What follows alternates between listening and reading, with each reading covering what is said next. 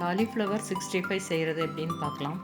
தேவையான பொருட்கள்: காலிஃப்ளவர் 1, சோள மாவு, அரிசி மாவு, மைதா மாவு, காஷ்மீரி மிளகாய்த்தூள், கரம் மசாலா, மஞ்சள் தூள், இஞ்சி பூண்டு பேஸ்ட், கறிவேப்பிலை, உப்பு, எலுமிச்சம்பழம் பாதி. தேவையான அளவு தண்ணி ஊற்றிக்கலாம். தண்ணி நல்லா கொதித்து வந்த உடனே 1 ஸ்பூன் உப்பு, 1/4 ஸ்பூன் மஞ்சள் தூள், சின்னதாக கட் பண்ணி வச்சுருக்கிற காலிஃப்ளவரை போடுறேன். 2 நிமிஷம் கொதி தண்ணியில் அப்படியே இருக்கட்டும்.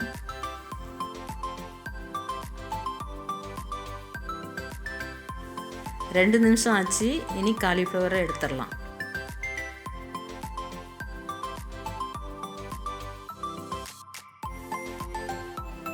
இனி மாவு கலவையை ரெடி பண்ணிடலாம். சோள மாவு 3 ஸ்பூன், அரிசி மாவு 2 ஸ்பூன், மைதா மாவு 2 ஸ்பூன்,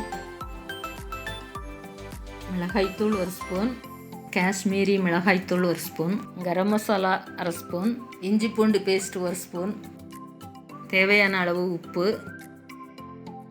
பாதி லெமன் போடுறேன்.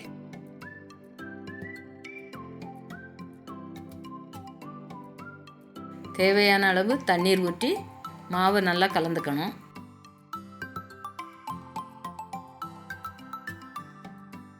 இனி காலிஃப்ளவரை போட்டு எல்லா பக்கமும் படுற மாதிரி நல்லா கலந்துக்கணும்.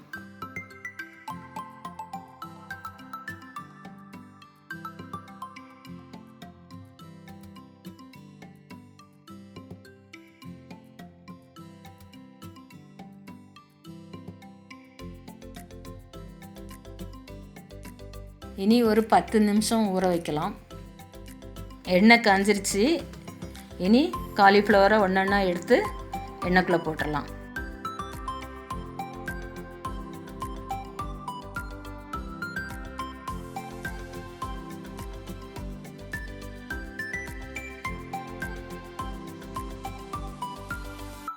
ஒரு பக்கம் வெந்துருச்சு.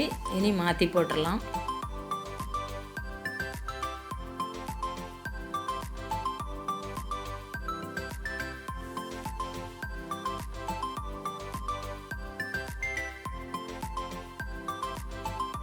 காலிஃப்ளவர் நல்லா வெந்துருச்சு.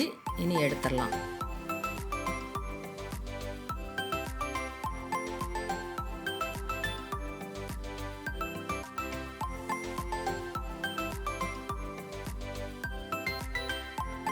அதே எண்ணெயில் கருவேப்பிலை போட்டு வறுத்து எடுத்துடலாம்.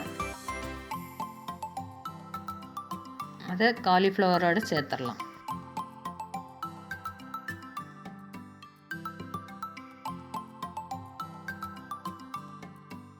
டேஸ்டியான காலிஃப்ளவர் 65 ரெடி.